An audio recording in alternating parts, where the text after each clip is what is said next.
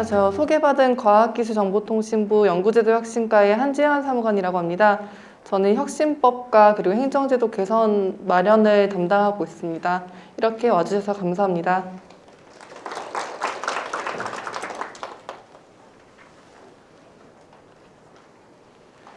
먼저 저희 올해 만든 국가연구개발 행정제도 개선에 대해서 발표를 드리겠습니다. 목차입니다. 일단 혁신법 제정 경과 및 개요를 설명드리고 그 다음에 혁신법이 제정되면서 달라진 규정의 변화에 대해서 말씀드리겠습니다. 그리고 작년에 저희가 제도 개선을 해서 현재 시행 중인 사항과 올해 제도 개선안을 마련해서 내년부터 본격 시행하는 사항에 대해 말씀드리겠습니다. 첫 번째로 혁신법 제정 경과 및 개요입니다. 대학에서는 부처별 규정 시스템이 상이한 것에 가장 불만이 있다. 그리고 R&D 사업 관련 예측 가능한 제도를 마련하는 것이 중요하다 같은 현장의 목소리가 있었습니다. 그래서 저희 부는 국가 R&D 분야 규제 혁파 방안 그리고 국가 R&D 혁신 방안을 발표하였고 작년 1월 1일부터 국가연구개발 혁신법을 시행하게 되었습니다. 혁신법 이전에는 20여 년간 국가 R&D 법령 전반에 대한 정비가 없었습니다. 과학기술기본법의 시행령으로 공동관리 규정이 있었지만 각 부처별로 R&D 근거 법률과 개별 시행령이 또 있었습니다. 그래서 19년 10월 기준으로는 약 286개의 관련 규정들이 있었습니다. 하지만 혁신법이 생기면서 R&D 사업 관리에 대해서는 혁신 법령을 우선으로 정비하게 되었습니다. 부처별 R&D 근거 법령 역시 혁신법에 따라 정비를 하게 되었습니다. 혁신법은 부처별로 다르게 운영되는 국가연구개발 사업 관련 규정을 통합 체계화하여 각종 규정과 시스템을 간소화, 체계화하는 제정 취지를 가지고 있습니다. 그래서 모든 국가 R&D 사업에 대해서 다른 법률에 우선하여 공통 적용되게 됩니다. 혁신법은 여기 보시는 바와 같이 총 5개장 41개조로 구성이 되어 있고요. 그리고 시행령과 시행규칙, 10개의 행정규칙으로 구성이 되어 있습니다. 10개의 행정규칙에 대해서 규칙 중에서 몇 가지에 대해서 말씀드리겠습니다. 우선 가장 많이 아시는 부분은 국가연구개발사업 연구개발비 사용 기준이 될 것 같습니다. 이에 대해서는 저희 4번째 발표 시간에서 더 자세하게 설명을 드릴 예정이고요. 국가연구개발사업 연구노트 지침도 관련한 연구노트 내용을 3번째 발표에서 들으실 수 있습니다. 특히 올 6월에는 저희가 국가연구개발사업 보완 대책을 8개 부처 공동고시로 제정한 바 있습니다. 두 번째로 저희 혁신법이 생기면서 달라진 규정에 대해서 간략히 말씀드리겠습니다.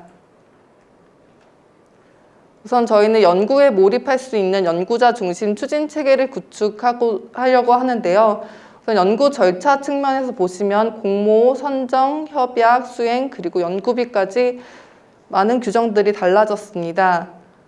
우선 신규 과제 연구 개발비와 공모 일정 등을 예고하여 연구자의 예측 가능성과 참여 기회를 제고하고 있고요. 선정 평가 시에는 연구 개발 과제의 창의성 및 수행 계획의 충실성과 연구 개발 역량을 중심으로 평가를 하게 하였습니다.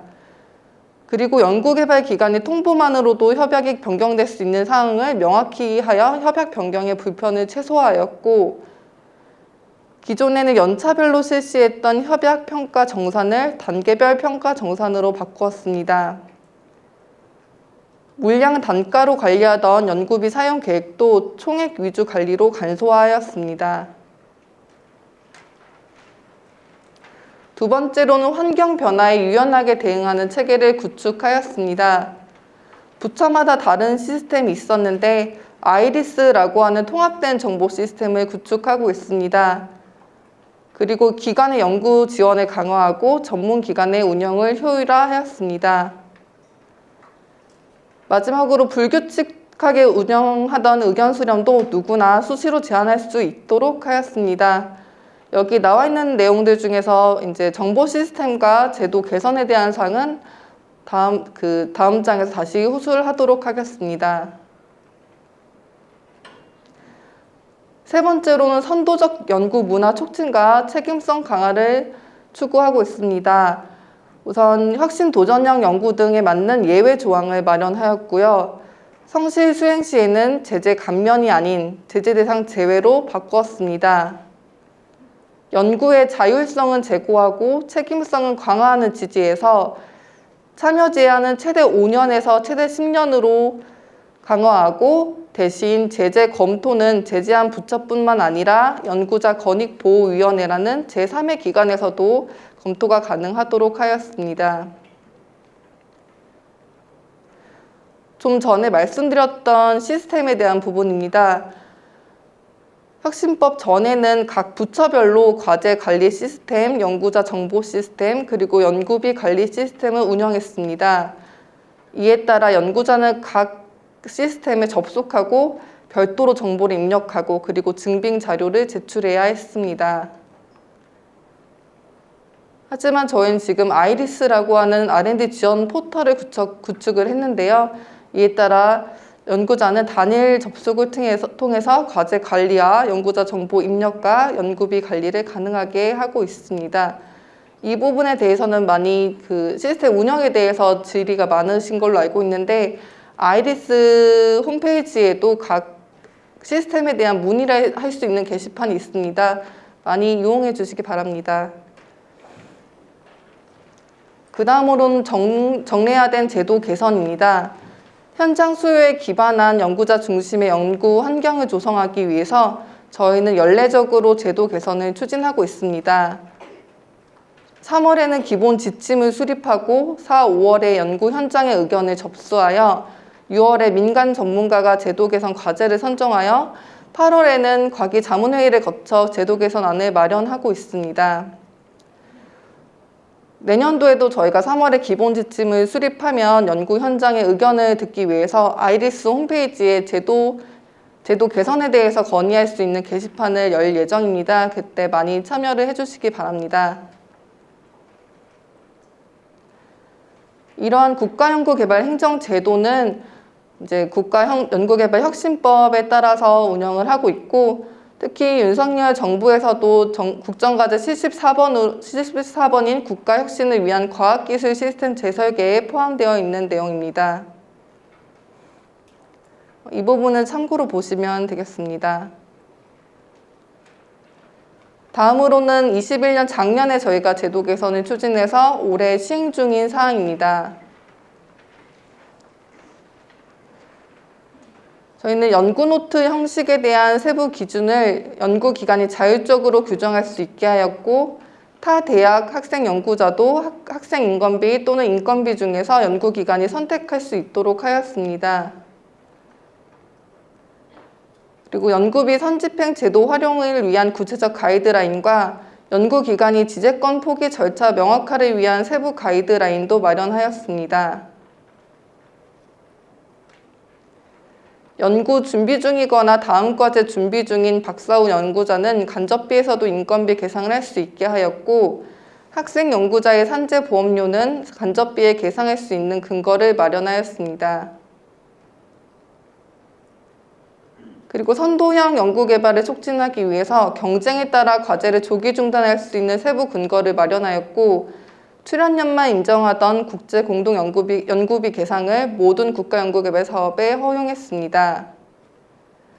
보안 과제에 대해서는 보안 기준을 강화하고 일반 과제는 완화하였고 클라우드 컴퓨팅 서비스 비용 등 활용비를 직접비, 간접비에 신설하여 신기술을 활용한 연구를 할 수 있도록 하였습니다.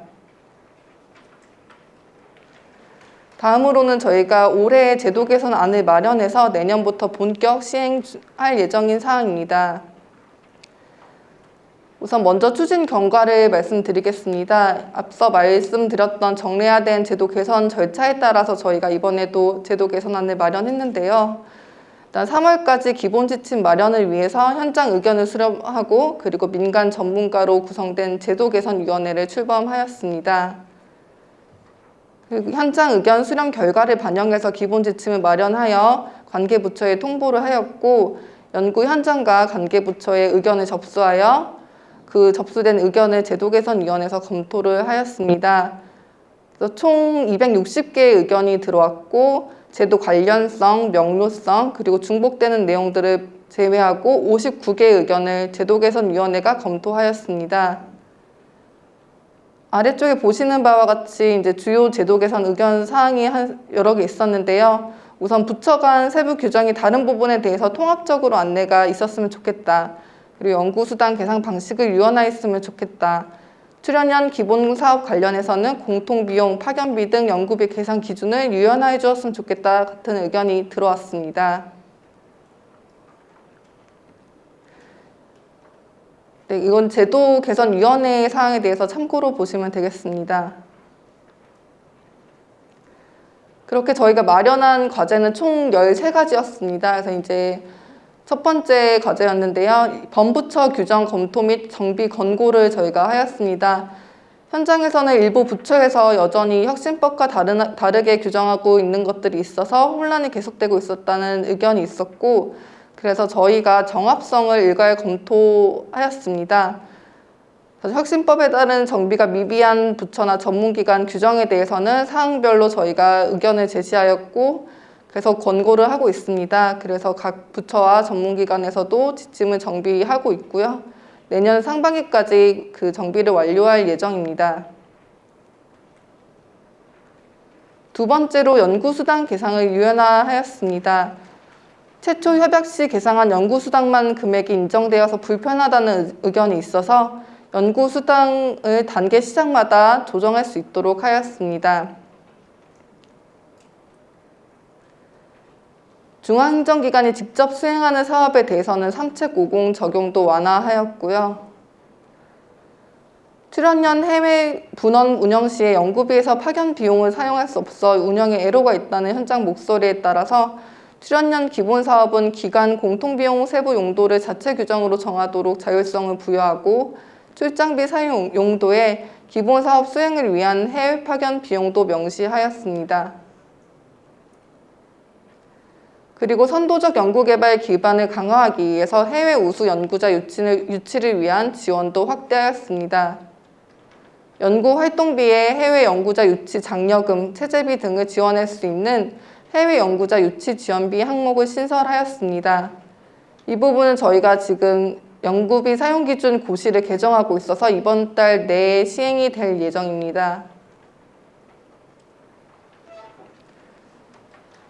사회문제 해결형 등 수요자 참여 R&D 연구비 사용의 편의성을 제고하였습니다. 이제 사회문제 해결형 등 수요자 참여 과제를 할 때 기획평가에 참여한 일반 국민에게 연구비 지급을 하기 어렵다는 목소리가 있었습니다. 기존에도 매뉴얼로 안내가 되어서 가능한 부분이었는데 이 부분을 시행령에 명시를 하여 보다 명확화하였습니다. 동시행령도 지금 12월 11일 일요일부터 시행 중인 사항입니다. 그래서 지금 하실 수 있는 부분입니다. 그리고 평균 매출액 3천억 원 미만인 중견기업에 대해서는 중소기업 수준으로 연구개발비 정부 지원 비율을 확대하였습니다. 기술 패권 시대의 기술 유출 우려 확산 등에 따라 국가 R&D 연구보안 체계적 관리가 필요하다는 목소리도 있어서 저희가 이번에 시행령에 중앙행정기관 보안 대책에 연구기관이 보안 대책을 총괄하는 담당자를 지정하고 보안 교육을 의무화하는 내용을 명시하였습니다. 그리고 이 부분도 저희한테 질문이 많이 들어왔던 사항입니다. 저희가 2008년 이후 14년간 동결되었던 학생 인건비 계산 기준을 상향했습니다. 학기별로 지금 보시는 바와 같이 기준이 상향되었고요. 이 부분은 내년 3월부터 적용이 될 예정입니다.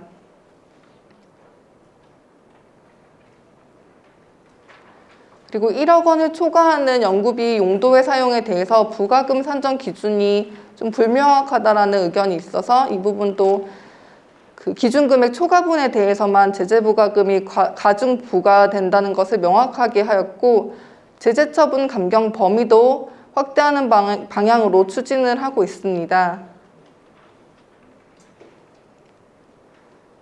종이 없는 연구 환경 조성을 위해서 저희가 증명자료 보관 의무도 완화하였습니다. 통합 정보 시스템에 등록된 문서에 대해서는 보관 의무를 면제하였고, 오늘인데요. 오늘 회의 디지털 플랫폼 정보위원회 회의에서도 관련 내용을 안건화해서 다른 부처 감사원이나 각 부처 감사부서와 협의를 하여 이제 통합정보 시스템 등록 문서는 정산, 감사 등에 활용을 할 수 있게 그 종이로 된 문서들을 출력을 요구하지 않도록 하는 방향으로 추진하고 있습니다. 그리고 이해 충돌이 포함된 윤리 가이드라인이 필요하다라는 의견이 있어서 저희가 포함한 가이드라인을 배포하였습니다. 이 부분은 올해 5월에 추진이 완료된 사항입니다. 마지막으로 저희가 지식재산 포기 승인 대상에서 출원 지식재산을 제외하였습니다. 지식재산에 관련해서는 이제 출원 전략을 다양하게 구사하여야 되는데 다 중앙행정기관의 승인을 받기 어렵다, 포기할 때보다 승인을 받기 어렵다라는 목소리가 있어서 출원 지식재산의 경우에는 중앙행정기관의 승인 대상에서 제외하였고, 현재는 등록한 지식재산권만 포기하려는 경우에 중앙행정기관의 승인을 받으시면 됩니다. 이상으로 발표의 내용은 끝이 났고요. 질의응답은 두 번째와 세 번째 강의가 모두 마친 뒤에 같이 받도록 하겠습니다. 들어주셔서 감사합니다.